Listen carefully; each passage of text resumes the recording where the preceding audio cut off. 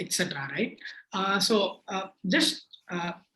let Sadhana pick on from here, but to give a quick background, so Sadhana has worked for about, I want to say, some 6 to 7 years now.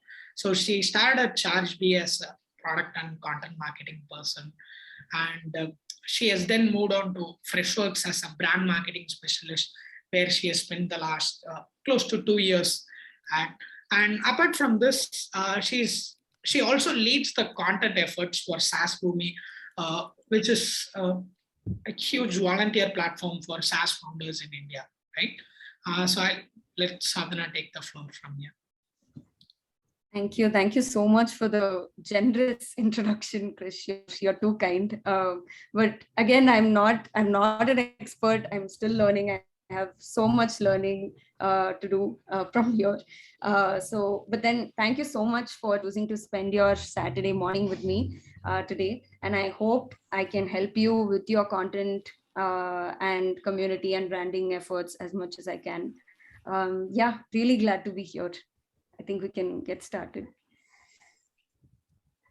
Yeah, thanks, Sadhana. So I think in the form that we had sent out, we had asked if anybody wanted to ask questions Right. beforehand, right? Right. I think we have a few questions from there as well. Maybe we'll start off from there. Sure. Just give me 1 second. Let me. Yeah.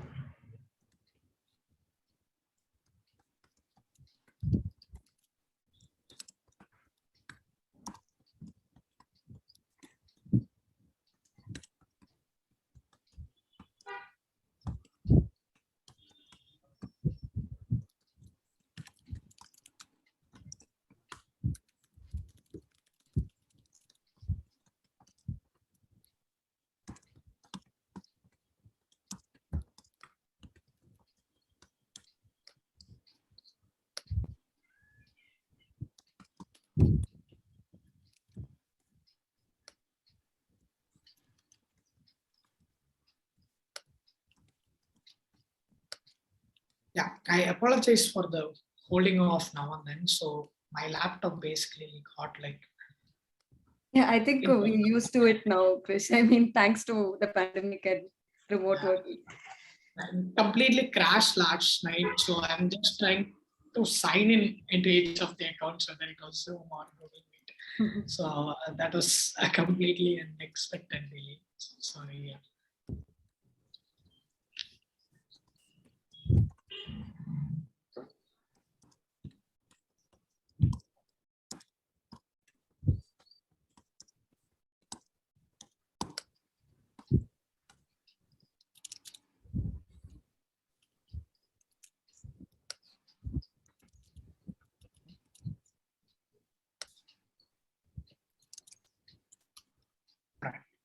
So I think Divya has a question, and I think she's also in the room. Right? So Divya's question is, what is your breakdown between the time spent on researching versus writing? Okay. Hi, Divya. So by the way, Divya is a good friend and ex-colleague from Chargebee. To me, when it comes to content writing, research takes more importance than the writing part of it. Because I believe that while good content will bring people in, good research is what will make them stay. Let's say I take probably like a week to write a long form blog post.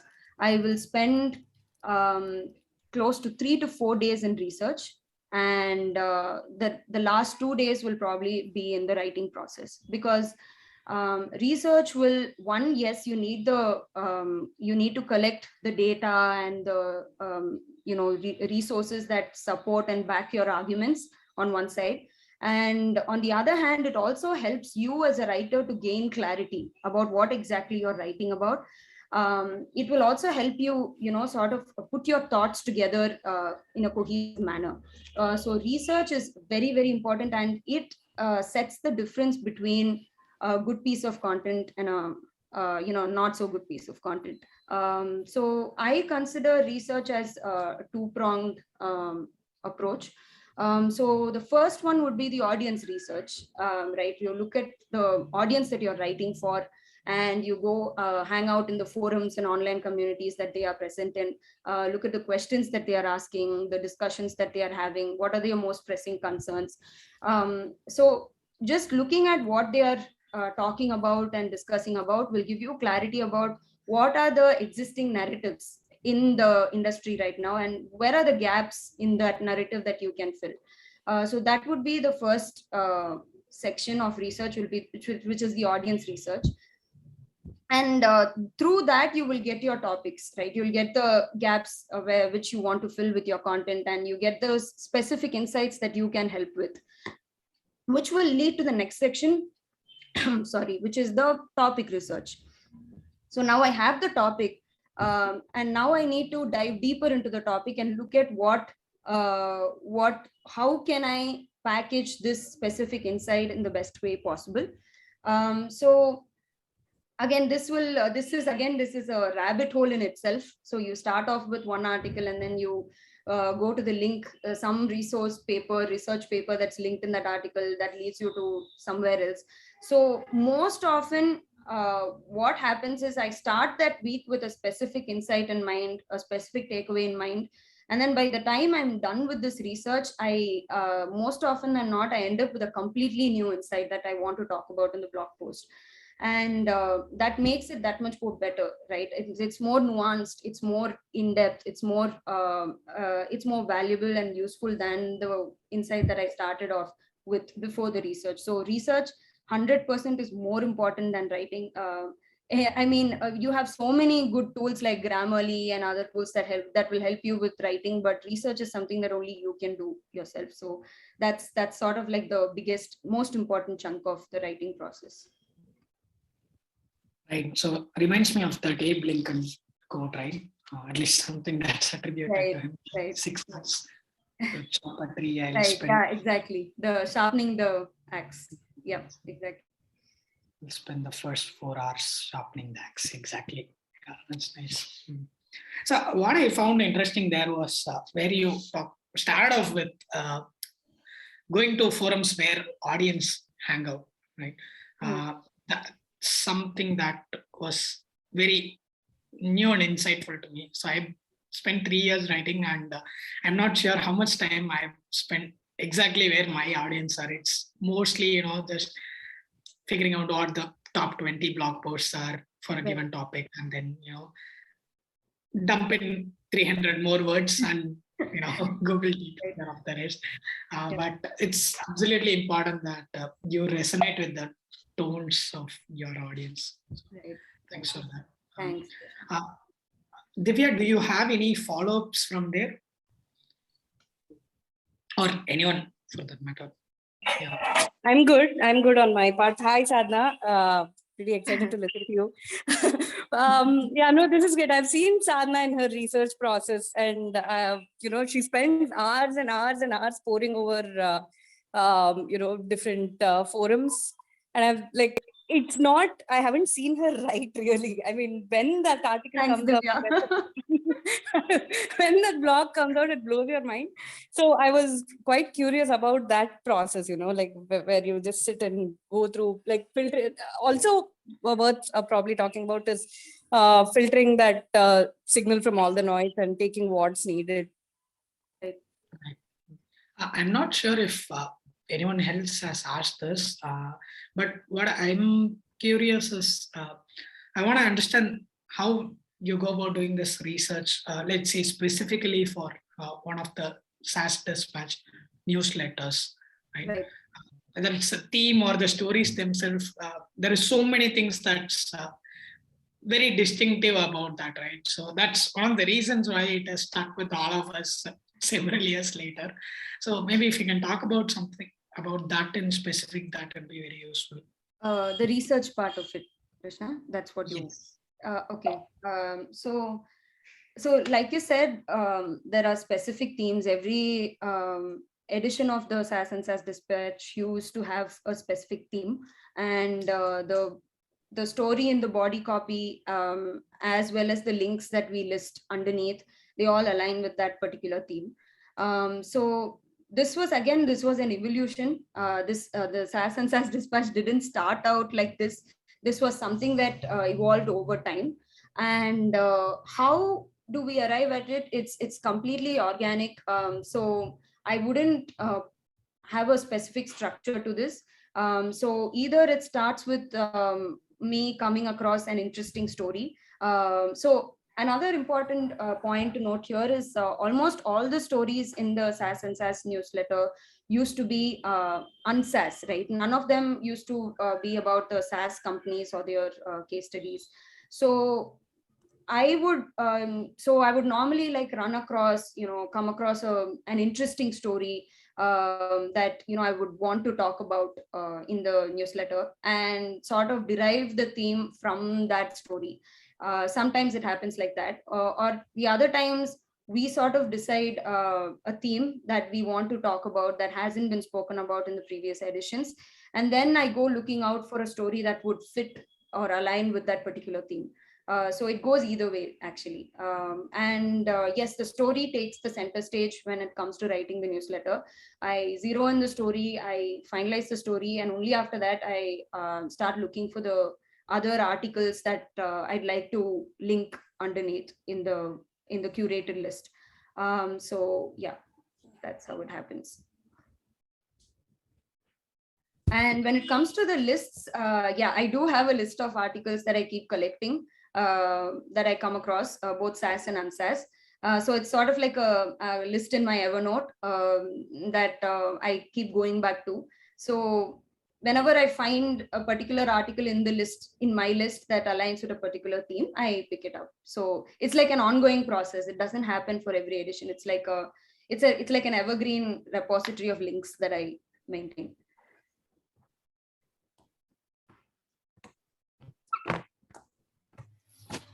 Yeah, thanks, Sadhana. So we have the next question from Shreyas.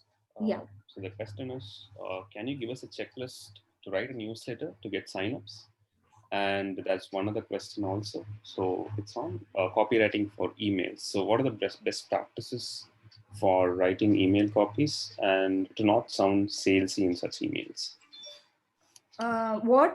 So again, this I think this needs a bit more context. Can you please tell me who asked this question? I can ask. So it was from Shreyas. I'm not sure if he's here.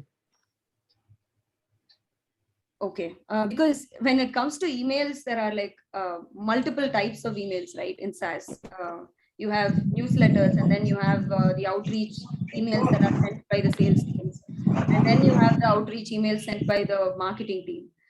So this question, I think if they can give a bit more context, then I'll be able to answer it. But I can talk about the newsletter part of it, though. So I'll let me just tell you the story of how the SaaS and SaaS Dispatch evolved, right? That might help you with this answer.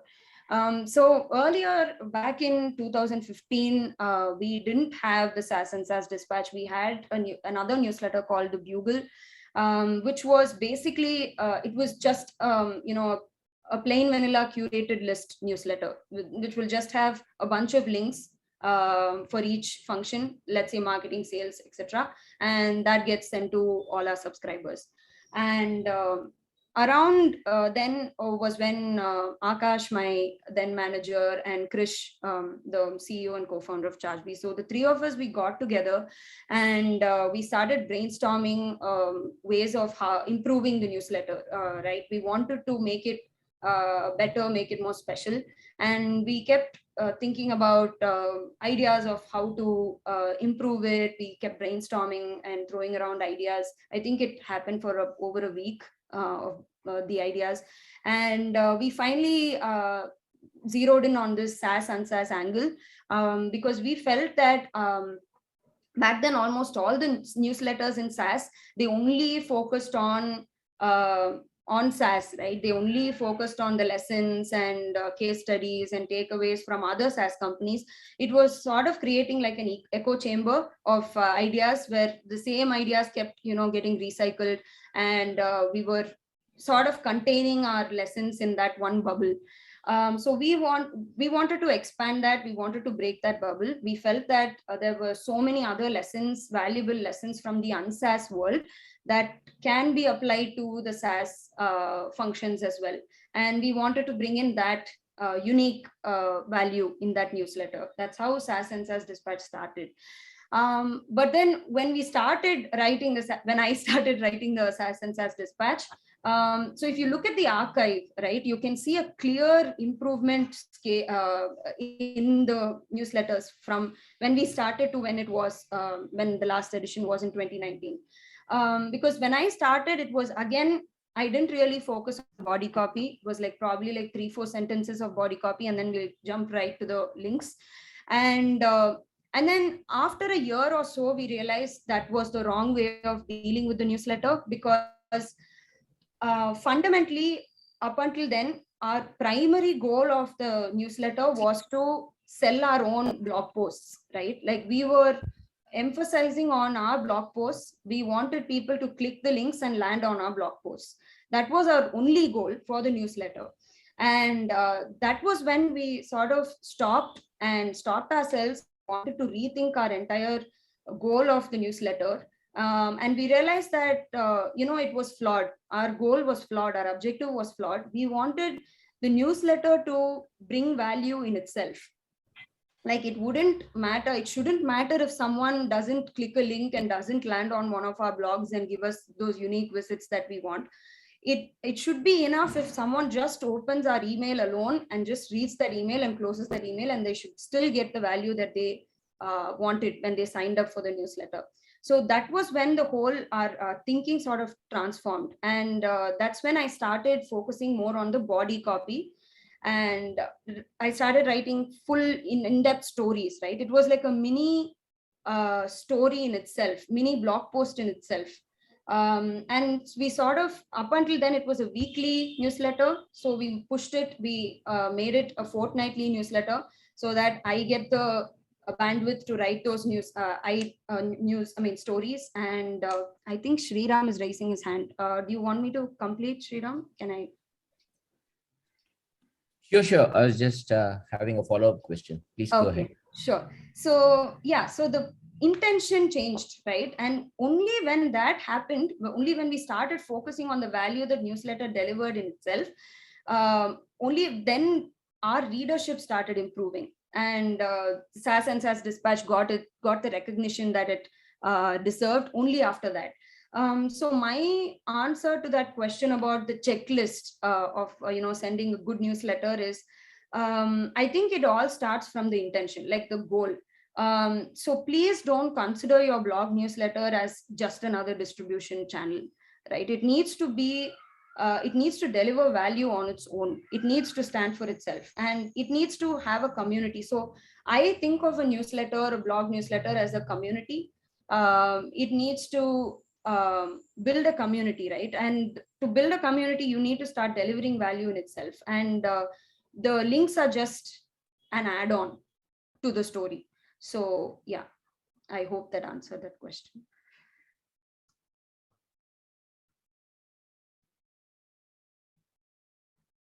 Yeah, thanks, Sadhana. And I think Sriram, you had a follow-up question, right? You can go ahead now. Thank you, Mukul. Thank you, Sadhana.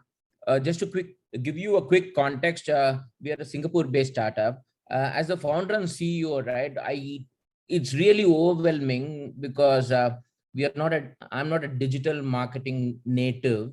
So coming from a human resource side of the business to manage, right from Hootsuite to mass mailing to social media channels, the content, and we don't have a big team. It's just all of us try to do multiple things. So we don't have a digital marketing specialist. So through Freshworks emails, we try to find out when is the right time to send out the mail and what content, what subject line, all of those, right? It's quite overwhelming when you talk about it, Sadhana.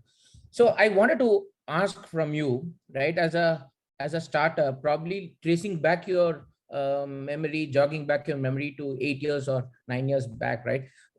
As a startup, what do you think we should be focusing on if our focus is to generate more website traffic and leads? Right. So are you asking, so is that your focus, Sriram? Is that I mean, right now, do you want to generate more leads? Just to That's get right. Right. So content, so it has to play for both sides, right? So I understand that in the startup stage, it's very hard to focus on long-term growth and leave out the short-term quick wins in the beginning. But from my time in Chargebee, I think, so when I joined in 2015, Chargebee was like a 4-year-old company, and they were still in the growth phase, right? They hadn't even reached the growth phase, to be honest. And we started the content strategy. We were working on the content strategy and what we think Chargebee's content should be like. And so it followed a two-pronged approach here. On one side, we were certain that Chargebee's content needs to be for the long term. It needs to establish its own long-term brand, and we were not going to compromise on that. Wherein we focused on quality over quantity, because when other SaaS companies in our space were publishing, let's say, 5 to 6 blog posts a week, we used to publish only 2 to 3 blog posts a month.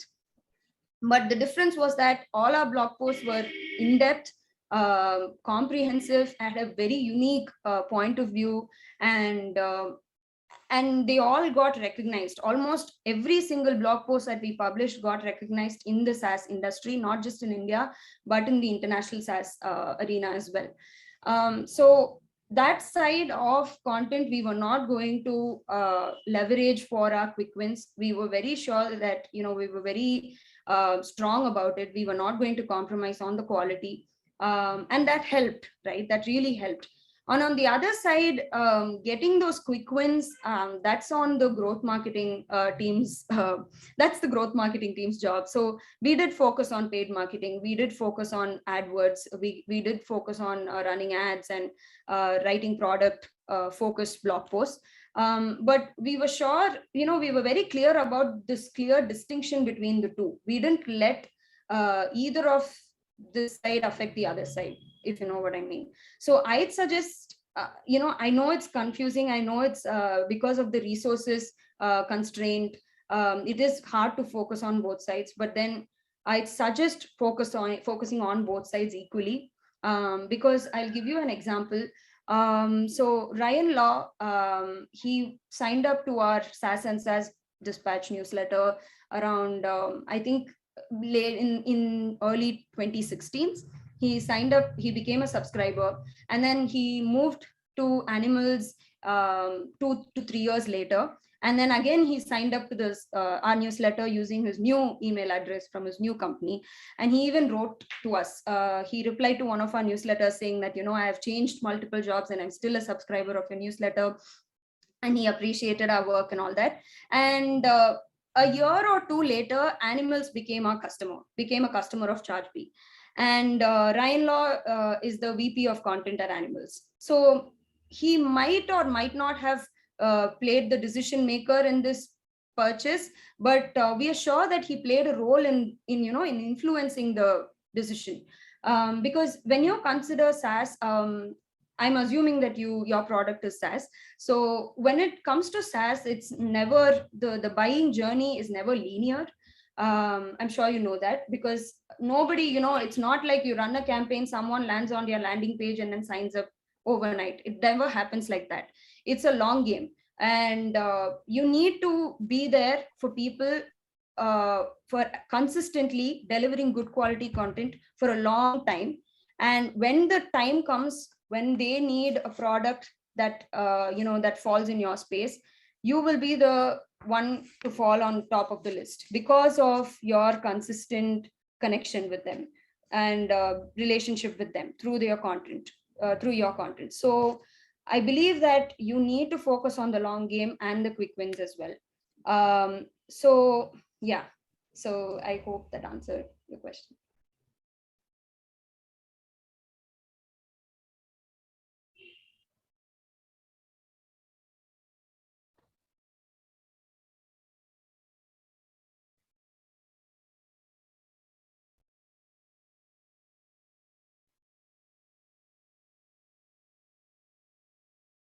Mukil, can we move to the next question? Yeah. Just a second. I'm just pulling the next question. So we have a question from Rohit Rao, and he's also available on the session today.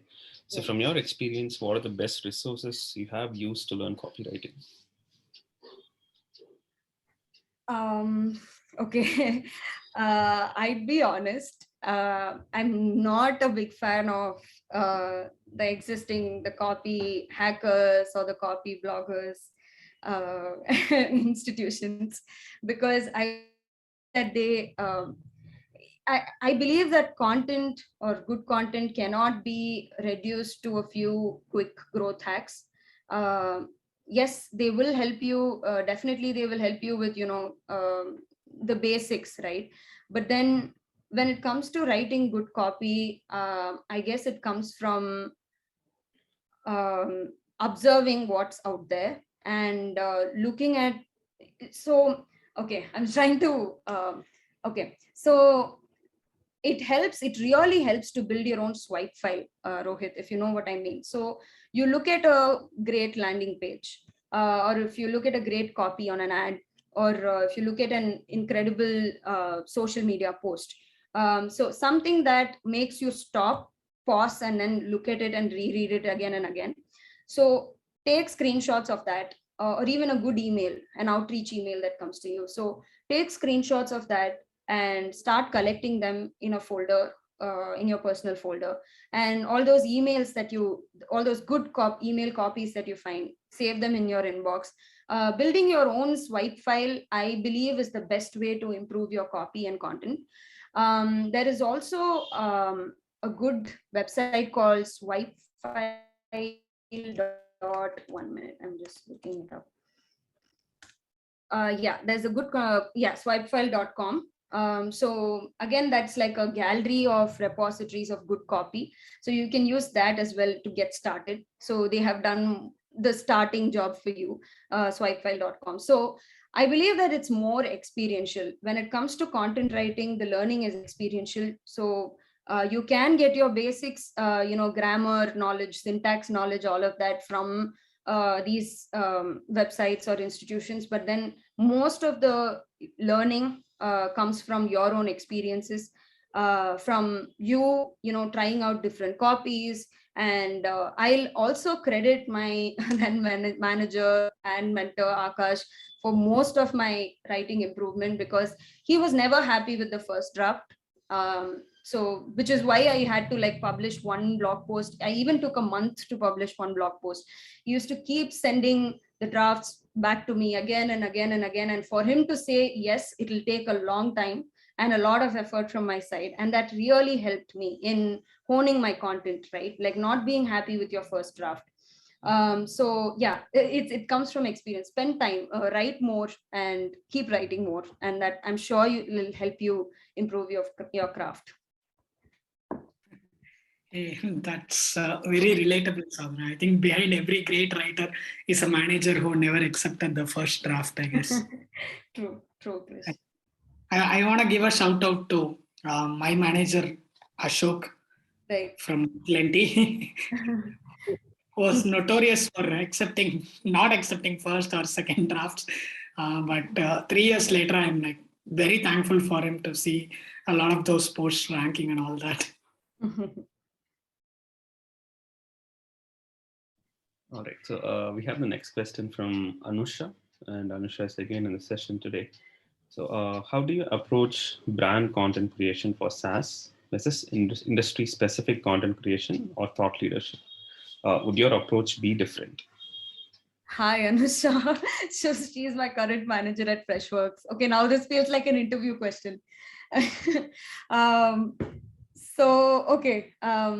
Brand versus industry. I feel both overlap. In my head, I think of both of them as one and the same, in that I believe that all our content marketing efforts, our branding efforts, in a way, because people are going to look at your blog posts or your content in general, and they are going to develop an idea of your brand in their mind. So content marketing is actually one of the main vehicles of branding. So I would say that, the thought leadership posts, industry posts, or even the product marketing posts, all of them need to serve as good branding tools as well. And that depends on how each of them have been executed. So it all comes down to execution. So I believe that every single piece of content that you produce, you have to keep in mind that it's going to affect the brand of your product. So yeah, that's how I think about it. Anusha, did I pass? 100 marks. Thank you.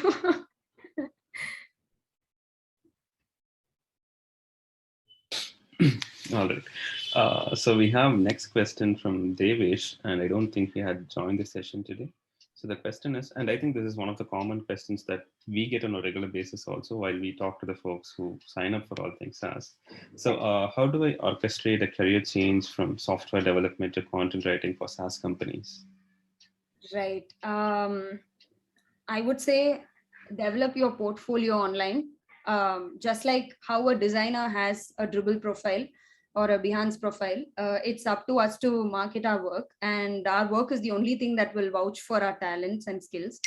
So if you want to pivot to a content marketing position, I'd say start publishing. It could be a blog on your own, like you can start your own blog, or you can even start writing posts on LinkedIn or any social media channel of your choice. Just have a repository of pieces that you have written, that you can show to support your skills. So that not only helps you to market yourself as a good writer, it also helps you hone your skills as a writer as well. So yeah.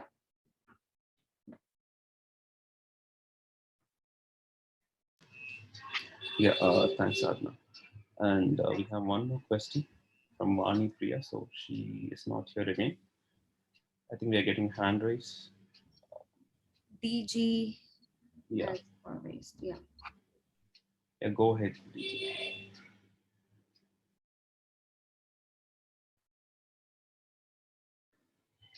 Sorry, can you hear me, Sadhana? Good morning. Oh my God. Okay. Hi. How are you doing? Hi. So nice to hear you, and I have a question for you. So I'm thinking of, the students who are in their second year or just graduating or moving into a career and looking for a career in content. There's a follow-up question. What are the qualities, you look for, good companies look for in terms of seeking your content writers? Right. What is it that you look for? Yes, sir, definitely. Okay, so I'm just for the rest of the audience. So Deepak Gupta, sir, he is my sir from college, and he is the reason that I'm a content marketer today. I think I was speaking about this to Krish.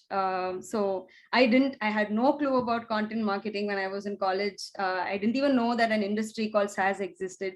And Deepak sir was the reason this happened, because he looked at my writing and he said, I think you can make a career out of it. And he was the one who connected me with Chargebee, and he was the one who got me my interview. So yeah, thanks, sir. So yeah, so when we specifically, okay, I'm just going to talk about myself. So when I'm in an interview for a content marketer, more than their skills, I believe that skills are they can be developed. Skills are transferable. So that's not something that's a deal breaker when it comes to a candidate. What I look for specifically from a writer is their intention, and what they think of writing, and what they think of content marketing in general, and what's their opinion on content marketing, sir. So for us, like I said, the way we think about content is a long-term branding initiative, and it's not there for quick wins. And it's something that will stand the test of time, create timeless pieces that will help people at any point in time with their specific needs. So we look for a match or alignment when it comes to the perception of content. So I'd say, so for a fresher, for example, if they want to show up for an interview for a content marketer, I'd say this first step would be to research, to go out there and look at what are the content publications and hubs that exist in their specific industry at that point in time, and to come up with their own opinion and perception of what is good and what is bad and what they think content should be doing. I believe that a strong point of view is very important when it comes to writing content for SaaS, because we are all looking for unique and strong points of view. So, industry knowledge, all of that can come later. So anyone can learn about SaaS. I stepped into Chargebee not knowing anything about SaaS, and I had to spend the first 1-2 months learning about SaaS, but that can be developed. So most importantly, it's about writing, the craft of writing and content marketing in general. So yeah. That's awesome. Thank you so much, sir. Thank you, sir.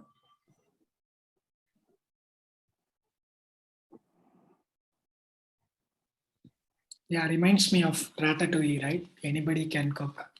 Anybody can. I am liking your timely analogies. I have a swipe file of them. I just pick off a situation.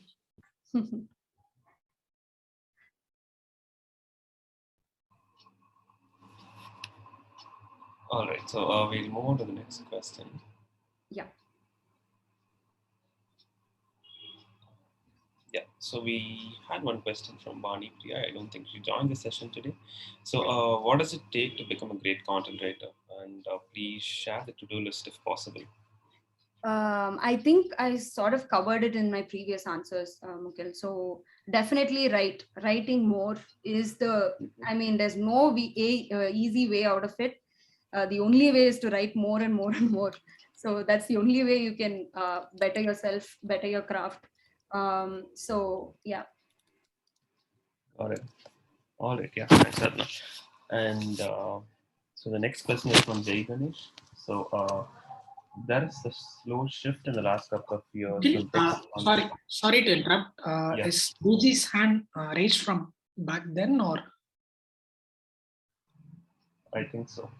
Yeah. I had to remove my hand. My mistake. Thank you. Sorry.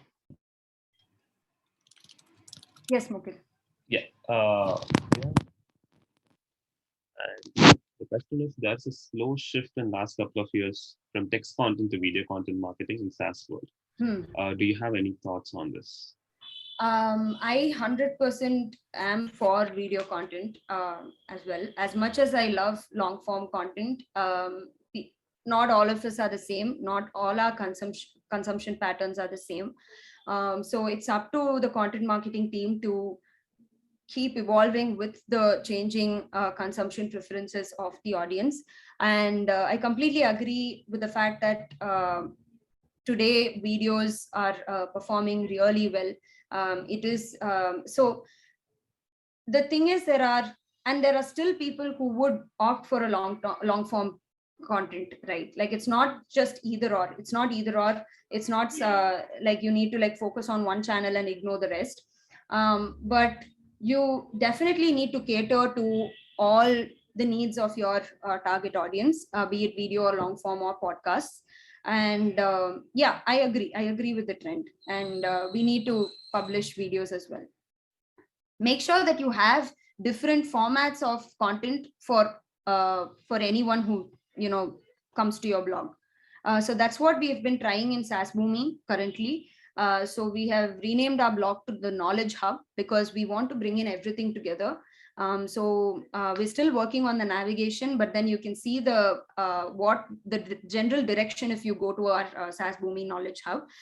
So we have one landing page, one home page for everything. So we have podcasts, webinars, videos, blog posts, all of it under one big umbrella, so that when someone searches for a specific topic, we list down all the different formats that are available in the specific topic. We list podcasts, blog posts, and videos as well. So yes, definitely.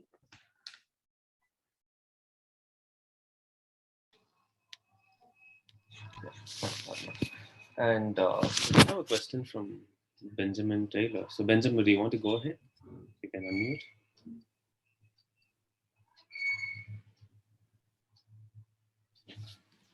Yeah, hi. Thanks, Mukul. Hi, Sadhana. I think we connected earlier this year because of Jaydevan, if you remember. How are you? Right. We did. I remember. Hi, I'm good. How are you? I'm doing well, thanks. Hey, so I am sort of in the same space as you. And one question is across, the different stages of the funnel, right? Top, middle, and bottom. If you think about different content pieces that you sort of like thread together, right? How at the end of, say, the top of funnel piece, if you have experience, are able to sort of connect it and relate it to the next stage, so that we can take prospects further down, right, and keep them interested. Yeah, any thoughts on that? Sure, Benjamin. So it's a natural transition. So I think it also ties back to the awareness stages, right? Like if you, I'm sure you would have read about it, the various awareness stages of the consumers. So are they just aware of the problem, that a problem exists? And then the next stage will be the solution aware, where they know that there is the solution for this problem, but then they don't know what will give that solution. And then the third stage will be the product aware, where they know that there is this product that will give this particular solution to this particular problem, but they don't know, how they are going to use it, right? And how this product is going to help them. And then the final stage is where they are fully aware of the product and the solution and the problem. They just need that final nudge to, to make that purchase decision. So these awareness stages sort of tie back to the tofu, mofu, bofu funnel as well.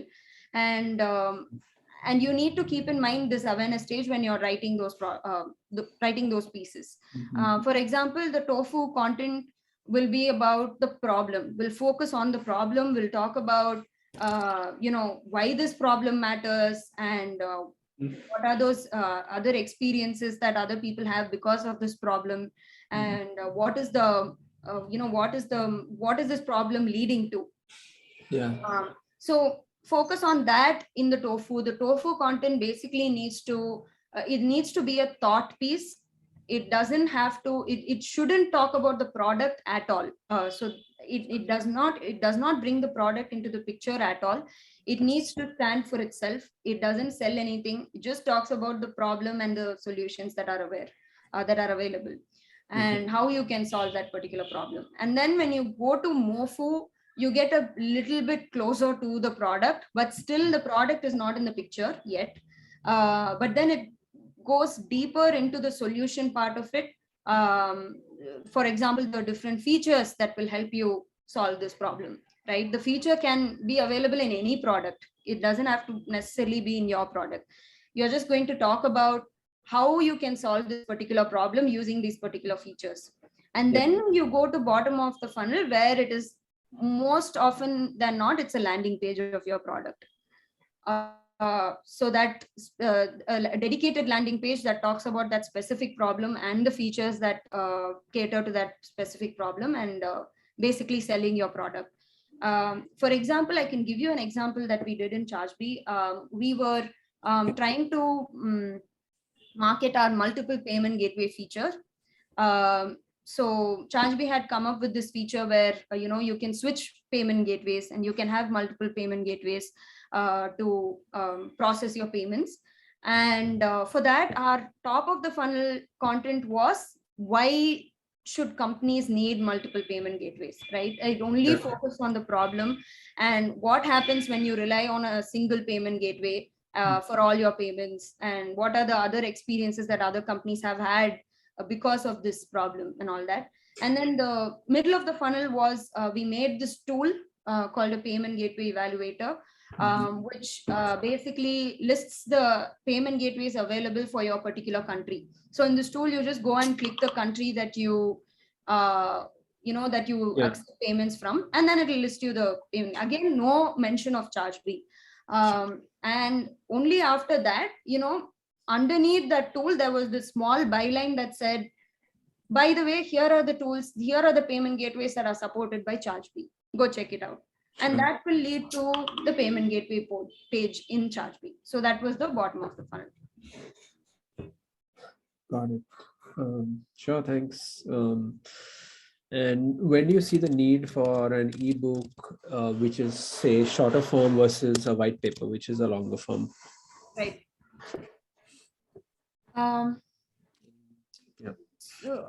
So I think there is always a need for an ebook or white paper, but then it depends on, again, the quality of content that you put in it. You don't create an ebook or white paper just because, right? So it starts from, so the way we think about it is we create blog posts, like those are our pillars, right? Yeah. And you create multiple blog posts, and then finally, when you see all of them working together well as an ebook, then you publish them together as an ebook. So that way you're repurposing the content and you're leveraging the content as much as you can as well. Yeah. So it's not like there is you just feel the need to publish an ebook and you do it. It has to align with your overall content strategy. Sure. Thanks a lot, Sadhana. Thanks, Sanjay. We are shooting beyond the time open. Yeah, I think we have like 5 more minutes. Yeah. So I think we can open out the floor for Q&A, or if any of the attendees have any other questions, you can just drop it here, or you can just unmute and ask, right? So we can extend the session for like 5 more minutes now.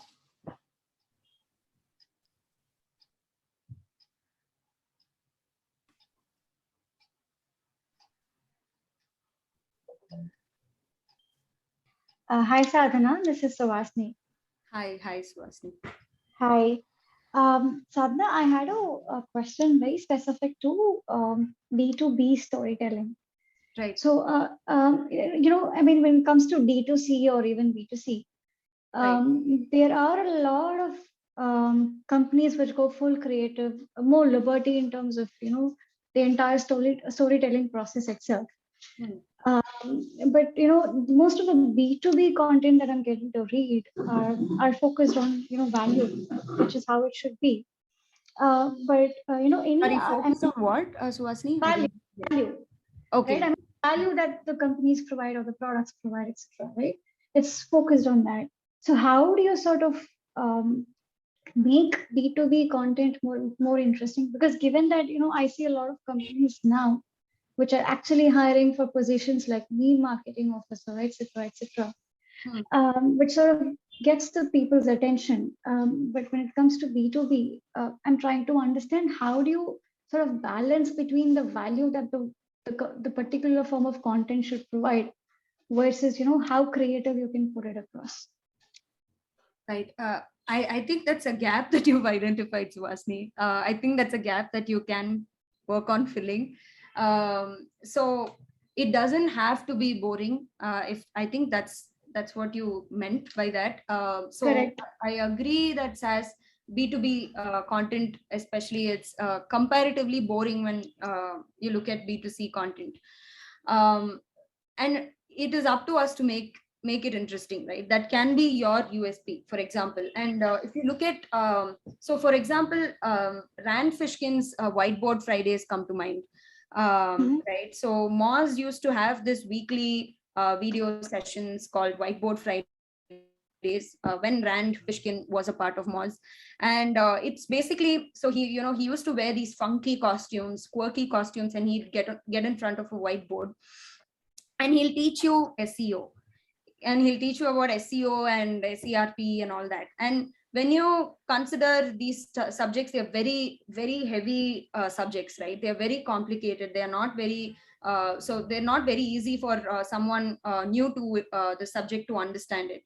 But then Rand used to make it so much easy to consume, even for beginners. And he added that fun element, right? Like he didn't have to do that, but he did anyway.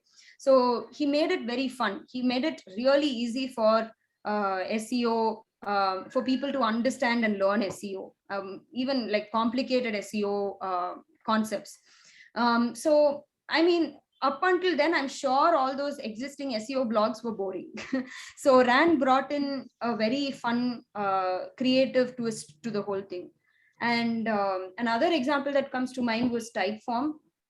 Typeform once published a long form resource on Net Promoter Score. Again, Net Promoter Score, if you look at it, it's one of the SaaS metrics that's been like talked about a lot, and it's boring and it's just numbers.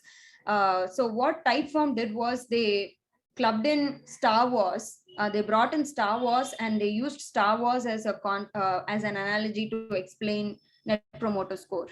And if you look at it, I think if you look at the blog post that they've done, the Star Wars, I think if you look for these keywords, it will show up. Star Wars, Typeform, Net Promoter Score. Yeah, I'm able to see it. The Star Wars guide to NPS. Yeah, it's incredible. The design, the copy, it's so comprehensive. You can learn everything about Net Promoter Score if you just read that one piece.